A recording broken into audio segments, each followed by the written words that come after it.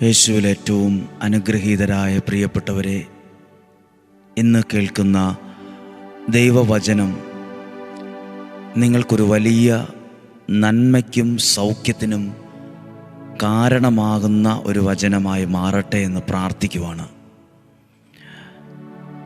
സ്വർഗത്തിലെ ദൈവം നിങ്ങളെ സമർത്ഥമായിട്ട് അനുഗ്രഹിക്കട്ടെ. എല്ലാ അർത്ഥത്തിലും നല്ലൊരു ദിവസമായിരിക്കട്ടെ. എല്ലാ കുടുംബങ്ങളെയും ഓർത്ത് പ്രാർത്ഥിക്കുന്നു. കുടുംബമായി ഒരുമിച്ച് പ്രാർത്ഥിക്കുന്നവരുണ്ട്. നിങ്ങളുടെ ജീവിതത്തിൽ ഇന്ന് നിഴലിച്ചു നിൽക്കുന്ന എല്ലാ തടസ്സങ്ങളും മാറി സ്വർഗത്തിലെ ദൈവം നിങ്ങളെ അനുഗ്രഹിക്കാൻ ഇടയാകട്ടെ. എല്ലാ തടസ്സങ്ങളും മാറുന്ന അനുഭവം തന്നെ ഒരു ദൈവാനുഗ്രഹത്തിൻ്റെ വാതിലാണ്. ഇന്ന് നിങ്ങൾക്ക് വേണ്ടി പ്രാർത്ഥിക്കുവാണ്. കർത്താവായ യേശുവേ, അങ്ങയുടെ വചനത്തെ കേൾക്കുന്ന ഓരോ വ്യക്തികളും ഓരോ കുടുംബങ്ങളും അവർ കൊടുക്കുന്ന വിലയും താല്പര്യവും എല്ലാം സ്നേഹത്തോടെ ഓർത്ത് പ്രാർത്ഥിക്കുന്നു.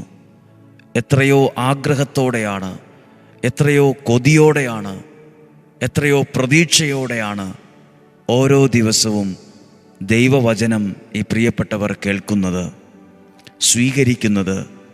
ആ വചനത്തിൻ്റെ ശക്തിയും ആ വചനത്തിൻ്റെ അനുഗ്രഹവും ഓരോ വ്യക്തികളിലും കുടുംബങ്ങളിലും വെളിപ്പെടുത്തണമേ. ഒരു സാക്ഷ്യമായി മാറത്തക്ക വിധം ഓരോ വചനങ്ങളും ഓരോ വ്യക്തികളിലും കുടുംബത്തിലും അത്ഭുതം ചെയ്യുന്ന അനുഭവങ്ങളെ കൊടുക്കണമേ. ഇന്ന് പ്രതീക്ഷയോടെ പ്രാർത്ഥിക്കുവാണ്. ഈ വചനത്തെ നിങ്ങളുടെ അടുത്ത് എത്തിക്കുകയുമാണ്. സംഖ്യയുടെ പുസ്തകം 14-ാം അധ്യായം 43-ാമത്തെ വാക്യത്തിൻ്റെ 2-ാം ഭാഗമാണ് വായിക്കുന്നത്. സംഖ്യയുടെ പുസ്തകം 14-ാം അധ്യായം 43-ാമത്തെ വചനത്തിൻ്റെ 2-ാം ഭാഗം. കർത്താവിന് പുറംതിരിഞ്ഞിരിക്കുന്നതിനാൽ അവിടുന്ന് നിങ്ങളോടുകൂടെ ഉണ്ടായിരിക്കുകയില്ല. നിങ്ങൾ ദൈവത്തിന് പുറംതിരിഞ്ഞു നിൽക്കുന്നു, അതുകൊണ്ട് ദൈവം നിങ്ങളോടുകൂടെ ഉണ്ടായിരിക്കുകയില്ല. അപ്പോൾ അതിൻ്റെ നേരെ മറുസൈഡ് എന്താണ്? ആരാണോ ദൈവത്തോട് ചേർന്നു നിൽക്കുന്നത് അവരുടെ കൂടെ ദൈവ സാന്നിധ്യം ഉണ്ടായിരിക്കും. ശരിക്കും ഓരോ ദിവസവും ദൈവവചനം വിശ്വാസത്തോടെ കേൾക്കുമ്പോൾ, പ്രാർത്ഥനയോടെ കേൾക്കുമ്പോൾ നമ്മൾ പുറംതിരിഞ്ഞു നിൽക്കുകയല്ല, നമ്മൾ ദൈവത്തോട് അടുത്തു നിൽക്കുകയാണ്. ആ വചനത്തെ സ്നേഹിച്ചുകൊണ്ട് നിൽക്കുകയാണ്. അതിൻ്റെ ഉത്തരമാണ് എഴുതിയിട്ടുള്ളത്. ദൈവത്തോട് പുറംതിരിഞ്ഞു നിൽക്കുന്നതിനാൽ അവിടുന്ന് കൂടെ ഉണ്ടായിരിക്കുകയില്ല. എന്നാൽ ദൈവത്തോട് ചേർന്ന് നിന്നാലോ ആ വ്യക്തിയോടുകൂടെ, ആ കുടുംബത്തോടുകൂടെ ദൈവ സാന്നിധ്യം ഉണ്ടായിരിക്കും. അങ്ങനെങ്കിൽ എന്നെ കേട്ടുകൊണ്ടിരിക്കുന്ന ഈ ബുധനാഴ്ച ദിവസം ശ്രദ്ധിച്ചു കൊണ്ടിരിക്കുന്ന പ്രിയപ്പെട്ടവരെ, നിങ്ങളോടുകൂടെ ദൈവ സാന്നിധ്യമുണ്ട്. നിങ്ങളുടെ കുടുംബത്തിൽ ദൈവ സാന്നിധ്യമുണ്ട്. ആ ഇരുട്ടും ആ നിരാശയും മാറിപ്പോകും. ദൈവ സാന്നിധ്യം വെളിപ്പെടുമ്പോൾ ചില അത്ഭുതങ്ങൾ സംഭവിക്കാൻ തുടങ്ങും. ദൈവപ്രവർത്തികൾ ഇന്ന് ആരംഭിക്കുന്ന സമയമായത് മാറും. പുറംതിരിഞ്ഞു നിൽക്കുന്നതിനാൽ ഞാൻ നിങ്ങളോടുകൂടെ ഉണ്ടായിരിക്കില്ല. അടുത്ത ഭാഗം 44-ാമത്തെ വാക്യം. അവർ ചെയ്ത ഒരു ധിക്കാരമുള്ളൊരു പ്രവൃത്തി. കർത്താവിൻ്റെ വാഗ്ദാന പേടകമോ മോശയോ പാളയത്തിൽ നിന്ന് ഇറങ്ങിച്ചെല്ലാതിരുന്നിട്ടും അവർ ധിക്കാരപൂർവം മലയിലേക്ക് കയറി. അവർ തോന്നിയ പോലെ കയറിപ്പോയി. അവരൊന്ന് പ്രാർത്ഥിക്കുകയോ ദൈവത്തോട് ആലോചന ചോദിക്കുകയോ ദൈവത്തിൻ്റെ ഹിതം ആരായുകയോ അതൊക്കെ എഴുതിയിട്ടുള്ളത് ഒന്നും ചെയ്യാതെ സാധാരണ പോലെ ധിക്കാരപൂർവം മലയിലേക്ക് കയറി. നമ്മളിത് വായിക്കുമ്പോൾ എപ്പോഴും ഓർക്കണം, നമ്മളൊരു പ്രാർത്ഥനയോടെ ഒരു കാര്യം ചെയ്യുന്നതും ദൈവവചനത്തിൽ ആശ്രയിച്ചൊരു കാര്യം ചെയ്യുന്നതും ഇത്തിരി വ്യത്യാസമുണ്ട്.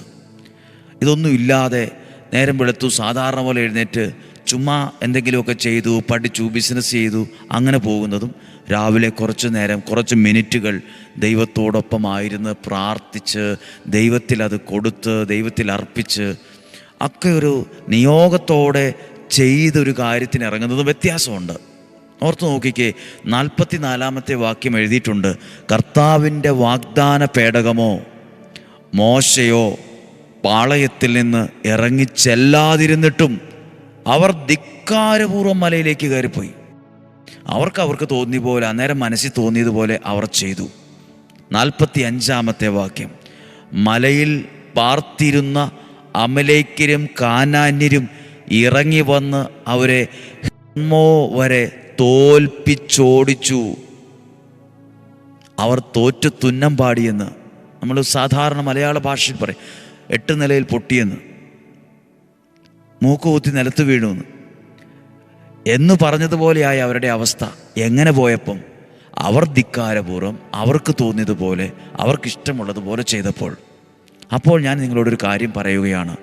നമ്മളൊരു ദിവസം പ്രാർത്ഥിച്ചും ദൈവത്തിൻ്റെ വചനം പറഞ്ഞും അത് ധ്യാനിച്ചും അത് ദൈവകരങ്ങളിൽ ഏൽപ്പിച്ചു കൊടുത്തൊക്കെ ഒരു കാര്യത്തിന് ഇറങ്ങിയാലോ, അതൊന്നും ആരും നമ്മളെ തോൽപ്പിച്ചോടിക്കില്ല. നമ്മളെ കാത്തിരിക്കുന്നത് ഒരു വിജയമായിരിക്കും. ഇവിടെ ഒരു തോൽവി ഉണ്ടായതിൻ്റെ കാരണം എഴുതിയിട്ടുള്ളത്. തോൽവി ഉണ്ടായത് അവർ ദൈവവിചാരം ഉണ്ടാവുകയോ പ്രാർത്ഥിക്കുകയോ ദൈവത്തോട് ആലോചന ചോദിക്കുകയോ ഒന്നും ചെയ്തിട്ടില്ല. അവർ ധിക്കാരപൂർവ്വം അവർക്ക് തോന്നിയതുപോലെ ചെയ്തു. അവർ തോറ്റു തുന്നം പാടി. പ്രിയപ്പെട്ടവരെ, എന്നാൽ അതിൻ്റെ മറുസൈഡ് എന്താണ്? നമ്മളൊരു കാര്യത്തിന് ഇറങ്ങുമ്പോൾ, അത് പഠിക്കുന്നൊരു കുഞ്ഞാകട്ടെ, നിങ്ങൾ ജോലി ചെയ്യുന്നവരോ ബിസിനസ് ചെയ്യുന്നവരോ കൃഷി ചെയ്യുന്നവരോ വിവിധ രാജ്യങ്ങളിലുള്ളവരോ എന്തുമാകട്ടെ, നിങ്ങൾ രാവിലെ എഴുന്നേറ്റ് കുടുംബമായി അല്ലെ വ്യക്തിപരമായി കുറച്ചു നേരം പ്രാർത്ഥിച്ച് ദൈവവചനം വേദപുസ്തകമൊക്കെ ഒന്ന് വായിച്ച് ആ വചനം കേട്ട് ഒരു നിമിഷം അതിനെ സ്വീകരിച്ച് ആ വചനത്തിൽ നിന്ന് കിട്ടുന്ന അനുഗ്രഹത്തെയൊക്കെ ഉൾക്കൊണ്ട് ആമേൻ പറഞ്ഞ് ഒരു ജീവിതത്തിൽ ഓരോ ദിവസവും ചുവട് വയ്ക്കുമ്പോൾ അവിടെ ദൈവീകമായ വിജയങ്ങളുണ്ടാകാൻ തുടങ്ങും. ദൈവാനുഗ്രഹങ്ങൾ എണ്ണി എണ്ണി പറയാൻ പറ്റും. എത്രയോ പേരുടെ സാക്ഷ്യങ്ങളുണ്ടെന്നറിയാമോ? ഒരു വ്യക്തി ഗവൺമെൻറ് ഉദ്യോഗസ്ഥനാണ്. അദ്ദേഹത്തിൻ്റെ ഭാര്യയെ ധ്യാനത്തിന് കൊണ്ടുവിട്ടപ്പോൾ ഭാര്യയോട് പറഞ്ഞു, ധ്യാനം തീരുന്നത് എപ്പോഴാണ്? അന്നേരം ഞാനിവിടെ ഉണ്ടാവുമെന്ന് പറഞ്ഞു. അപ്പോൾ അദ്ദേഹം 9 മണിക്കാണ് ധ്യാനം തീരുന്നത്. 8:30 കഴിഞ്ഞപ്പോൾ അദ്ദേഹം വന്നു. പക്ഷെ അവിടെ മഴ പെയ്തതുകൊണ്ട് അദ്ദേഹത്തിന് അവിടെ നിൽക്കാൻ പറ്റാതെ അദ്ദേഹം ഈ ധ്യാനവുമായി ബന്ധപ്പെട്ടിട്ടിരുന്ന ഒരു ഷെഡിൻ്റെ താഴെ മഴ നനയാതെ കയറി നിന്നു. അപ്പോൾ പ്രസംഗിക്കുന്ന ദൈവവചനം അങ്ങനെ യാദൃശ്ചികമായി കേട്ടതാണ്, അവിടെ നിന്ന് കേട്ടതാണ്. അത് അദ്ദേഹം വെറുതെ ഫോണിൽ റെക്കോർഡ് ചെയ്തു. അദ്ദേഹത്തിൻ്റെ ഭാര്യ പോലും അറിഞ്ഞില്ല. ആ കേട്ട വചനങ്ങൾ അവിടെ നിന്ന് റെക്കോർഡ് ചെയ്തു വെറുതെ ഫോണിൽ. പിന്നീട് അദ്ദേഹം ഒറ്റയ്ക്ക് അത് കേട്ടു. അദ്ദേഹം പിന്നീട് ഒരു സാക്ഷ്യം പറഞ്ഞു. അദ്ദേഹത്തിൻ്റെ ജീവിതത്തിൽ ഒരു തകർച്ചയിൽ നിന്ന് കയറി ഒരു ദൈവാനുഗ്രഹമുള്ളൊരു വിജയമുണ്ടായ ഒരു സാക്ഷ്യം പറയുണ്ടായി. സാക്ഷ്യം പറഞ്ഞത് ഈ ആലയത്തിൽ ശുശ്രൂഷ ചെയ്യുന്ന ഒരു ശുശ്രൂഷകനോടാണ്. ഞാൻ നിങ്ങളോട് പറയാം, നിങ്ങൾ കേൾക്കുന്ന വചനം അത് നിങ്ങളെ അനുഗ്രഹത്തിലാണ് എത്തിക്കുന്നത്, അല്ലാതെ പരാജയത്തിലേക്കല്ല. 8 നിലയിൽ പൊട്ടാനുള്ളതല്ല പ്രസംഗിക്കുന്നത്. ഒരു വലിയ വിജയം അനുഭവിക്കാൻ കഴിയുന്ന ഒന്നിലേക്ക് നമ്മളെ എത്തിക്കുന്ന ദൈവവചനമാണ് പ്രസംഗിക്കുന്നത്.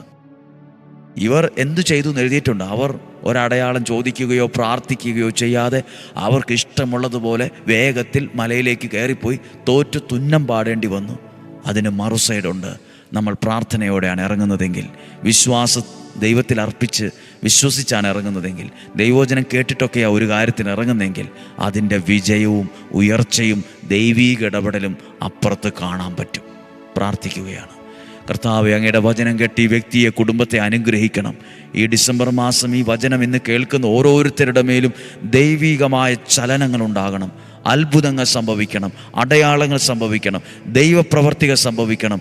ദോഷങ്ങൾ വന്നു എന്ന് കേൾക്കാനല്ല, അനുഗ്രഹങ്ങൾ അനുഭവിക്കാൻ കഴിയുന്നുവെന്ന് കേൾക്കുവാൻ ഇടയാകണം. പരിശുദ്ധാത്മാവ് ഇവരെ സഹായിക്കണം. കർത്താവേ, ഞങ്ങൾ പ്രസംഗിക്കുന്ന ഈ വചനത്തിന് ശക്തിയുണ്ടെന്ന് തെളിയിക്കണമേ. ഞങ്ങൾ പ്രസംഗിക്കുന്ന ഈ വചനം ഇവരിൽ അനുഗ്രഹമായി മാറുന്നുവെന്ന് മനസ്സിലാക്കുവാനുള്ള 1000 സാക്ഷ്യങ്ങളെ വെളിപ്പെടുത്തണമേ. ഇന്നും ജീവിക്കുന്ന യേശുവിൻ്റെ നാമത്തിൽ ഏൽപ്പിച്ച് അനുഗ്രഹിച്ച് പ്രാർത്ഥിക്കുന്നു.